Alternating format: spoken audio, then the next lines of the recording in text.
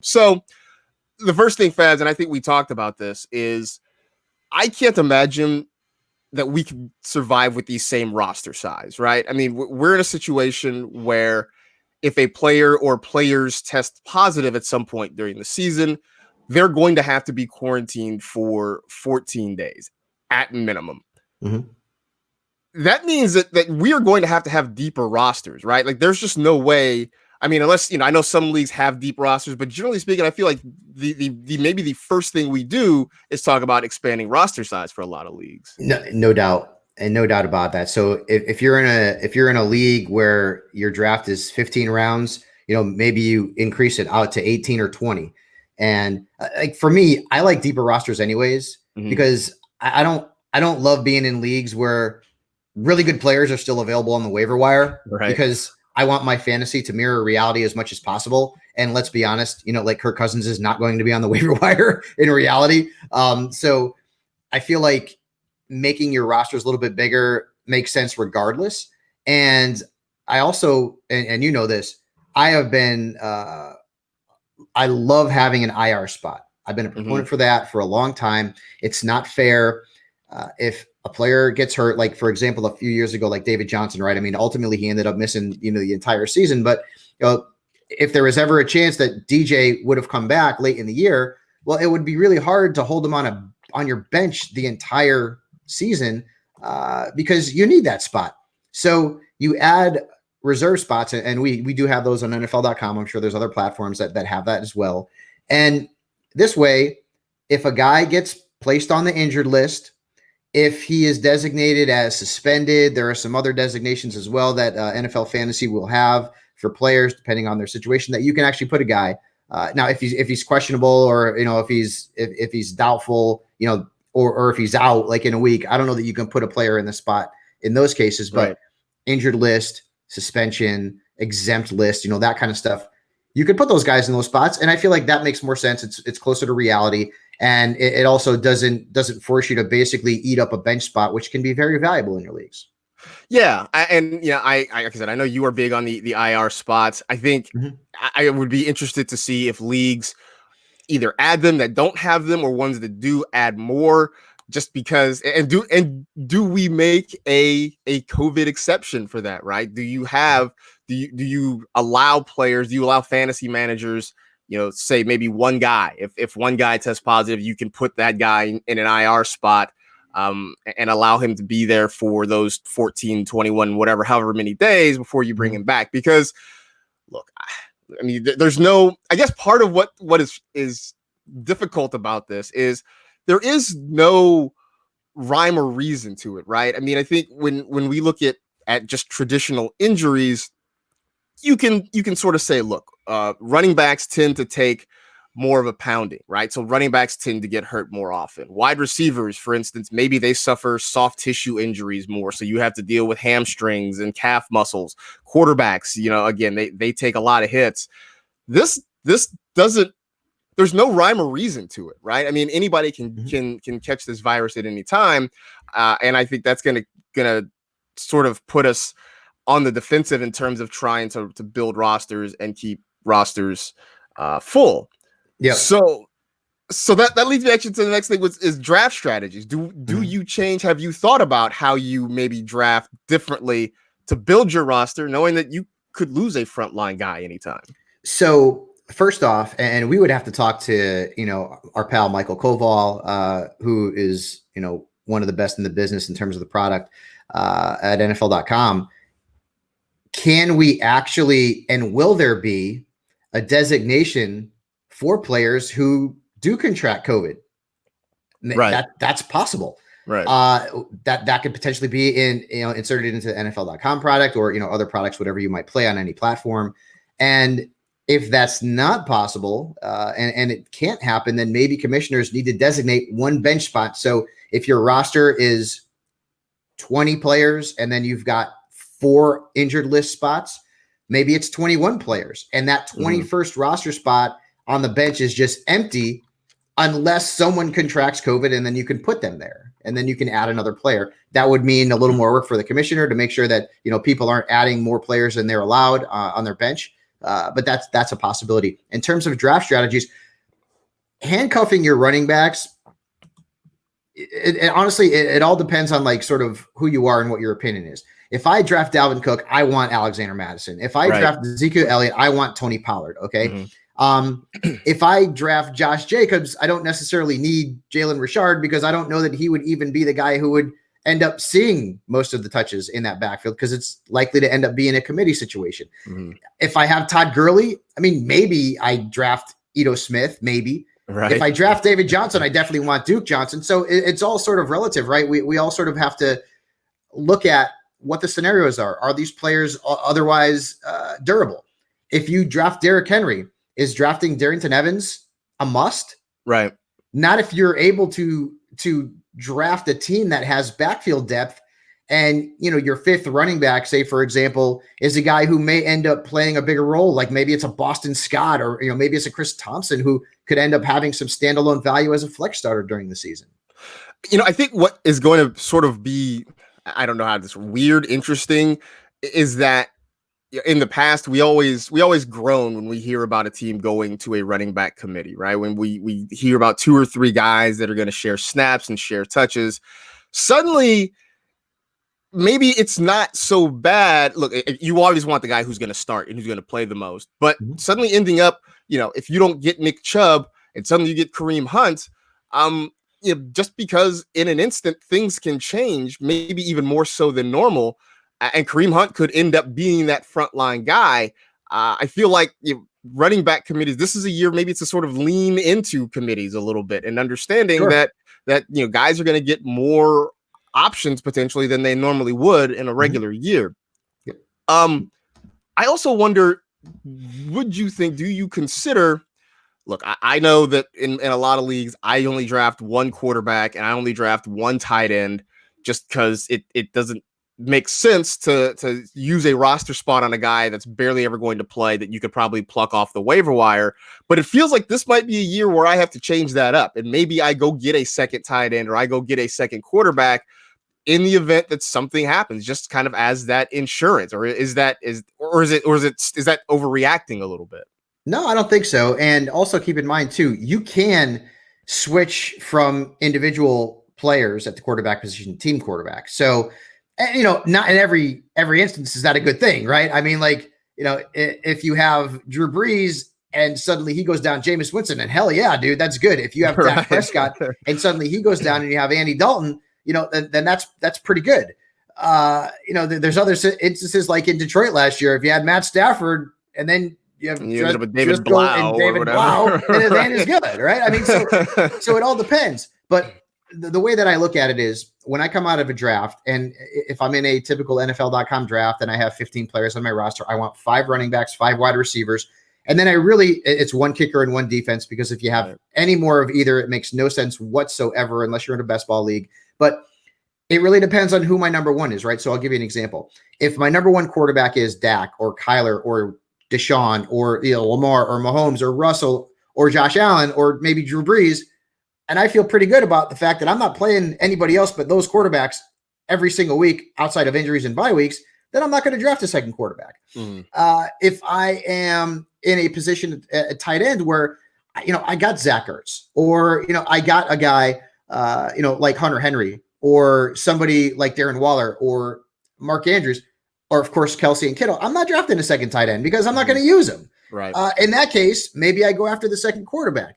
But if I have Austin Hooper, or if I have Jared Cook, and I'm like, I mean, they're okay. Like they're back in tight end ones, but maybe they're not going to be as consistent as I would like. So then I go out and get an upside guy like Hayden Hurst, or I get a Mike Gesicki. It really depends on sort of who your starter is going to be when you're in that draft at each of those positions, at least for me, to decide whether or not I draft a second player or not. One of the things that, as you were talking, you mentioned, you know, and I know this about you. You like to have balance on your roster, right? You don't want to go heavy on wide receiver or heavy on running back or anything like that. And I feel like maybe this is definitely a year to especially follow that. I feel like, especially trying to go light maybe on running back to get more wide receivers, because again, if you have a guy that ends up having to sit for any reason, you somehow are going to be shorthanded. And especially I think at running back fabs, because after somewhere middle of tier 2, I mean, there's just a major drop off when you talk about that running back position. And if you end up shorthanded, you could end up getting really screwed trying to find some help off of it. I mean, listen, we have a dynasty league, right, that I've been running for like ever. I actually got to get on that draft, by the way. We got to start talking about everything that's been going on, man. I'm just behind on thinking about any kind of dynasty draft at this point. Luckily, we don't have any crunch for time there. But so you may want to extend your rosters out to having 20 players, and then you add in the injured spots, right? Because, and again, for people out there who play fantasy football for fun and they like to see really good names on the waiver wire, I understand. I get it. Just keep in mind that if you're in that situation and your league decides to go in that direction, that you may end up having a player who's very prominent who may contract COVID, and then suddenly, you know what, you're maybe not first or second in line on the waiver wire, and you're going to lose him. You're not going to get him because somebody else is going to be smart enough to grab that player. So, for example, again, regardless of what the case may be, if you're in a 10-team league and Dalvin Cook is on your roster and suddenly he goes down with whatever, it is, an injury, God forbid, a COVID situation, and Alexander Madison's on the waiver wire, chances are you're probably not going to get him unless your team's bad and you have waiver priority. When you have bigger rosters, you don't really have to worry about that because either you're going to have gotten Madison or you're going to have depth position to sort of help you along a little bit and sort of maybe it's like putting a Band-Aid on a leak in the right in the Hoover Dam, but at least it's going to help you at least somewhat. Yeah, I think that's probably a wise way to go. And so that leads me next to how we handle transactions, right? I've played in leagues, I'm sure you have too, where there are limits on the number of transactions you can make, free agent pickups and what have you in the course of a season. I would think that this year, either you have to increase whatever those limits are, or maybe just eliminate them altogether, because this feels like a year where more than ever, people are really going to be forced to potentially play the waiver wire. And it seems limiting to, I mean, well, no pun intended. I mean, it is limiting to only have X number of transactions, knowing that there's a very good chance everybody's going to have to go over that. Right. So for me, I don't like having transaction limits. It's not like daily in like fantasy baseball where people will try to stream, every starter, no matter if he's any good or not, because the matchup is favorable. Like, and I've been in leagues like that. So I've sort of, as a commissioner, put in limits in terms of how many games a team can start every single week at pitcher. But if you increase your roster size, then maybe you don't have to, increase or eliminate transaction limits because, well, there's not going to be as many free agents that are really very good. Worthwhile, yeah. But if you continue to keep your rosters at the same size as they've been in the past, then yeah, Marcus, then that could potentially make sense. Maybe you eliminate them, maybe you increase in terms of transaction limits. The only things that I don't like with transaction limits, and I think some of the products out there, including NFL.com, have sort of a solution to that, is when people will try and pick up and drop players just so other teams can't get them. Right. And now many products have if you add and drop a player within a 24-hour period, then that player just is still first come, first serve. I believe NFL.com is like that. So, but those are situations where people are kind of being sort of jerks about the whole thing. But I feel like if you increase the roster size, maybe you don't have to increase your transaction limits, but if you continue to stay status quo, it makes sense. Yes. Do you increase fab budgets, or do you just tell people to be smarter about how they bid? I mean, I don't know if I'm going to increase fab budgets. And honestly, like, I think I'm in the minority in this. Mm-hmm. I like traditional fantasy. Like, I'm in leagues, of course, where, you bid and a lot of people really like that. Because you can go after the players that you want. I mean, I've done that in the past, and I like being in, maybe one or two of those leagues. I'm more of a traditional guy where I like just the traditional waivers to run and go from there. There's an argument to be made for increasing fab budgets. Again, if you don't increase your roster sizes, because there's potentially going to be more transactions on the waiver wire than normal because of this COVID-19 situation. Yeah, it's funny. I will admit I've been in plenty of leagues with fab budgets. I feel like I can never accurately assess like how much I should bid on a guy, right? I Like, always overbid, man, and then either, I got nothing left. Either I severely overbid or I severely underbid. Like I feel like I'm never like kind of on par with everybody else. So that is a blind spot for me. So that's my own thing. Sometimes it works out, and sometimes you get burned. Like, right. There's certain times where you're in a scenario where you think a player is going to miss extended time due to injuries, and then suddenly you're like, oh man, I got to go pick up this guy. Right. And then, the player comes back a week or two early, and you're like, I just spent all my money on 2 weeks of Bo Scarborough. You know what I mean? Like, oh man. Yeah, that was one. That one hurt a lot of folks last year, the Bo Scarborough thing. Any thought to maybe extending trade deadlines too? Because as people are trying to, build rosters and try to, prepare for the unexpected, is it worth maybe pushing back the trade deadline a week or two to give people extra time to kind of add players there? So in the leagues that I run, I typically pick like the earliest trade deadline option, which is, somewhere in November. There are leagues that extend trade deadlines all the way to like the end of the month and Thanksgiving. I don't, and then there's others where there's just trade deadlines that don't even exist. I don't like to allow owners to make trades like a week or two before the playoffs. Right. Because you know what happens then, Marcus? You get into scenarios where, and I don't like vetoing trades, and typically I don't, okay? Unless you trade Patrick Mahomes for, Rashad Higgins, Bo Scarborough, right? Like I'm not gonna say no, because like it's just not fair. If there's obvious collusion, I get it, but I can also understand the argument, right? So say that you are right now the 5 or 6 seed going into the playoffs. You've got a week left before the regular season is over, and then you make a trade with a team that is out. Like they have no chance to make the playoffs. They're done. And this isn't a dynasty league. It's not a keeper league. There's no moves or transactions being made for future considerations. And then those two teams make a trade, and it's like kind of what? Right. What? It's it's not like baseball when when a team is just tanking and they're trying to gain good minor league players for the future from another team. Of course, the Yankees, they've been doing that forever, where they grab veterans for minor leaguers to try and make that playoff run. So in that case, that's kind of why I don't like having that trade deadline too close to the start of the playoffs, because then I feel like you get in a little bit of a gray area, and then people get pissed because this guy who's on place to make the playoffs made a trade with this guy who's got 2 wins all season long, and it's BS, and then you end up with headaches as a commissioner. Right. Yeah, no, I think that's fair. I'm just, like I said, I think this is just kind of a chance to spitball and kind of experiment with some things. Yeah, no doubt. All these are great topics. Yeah.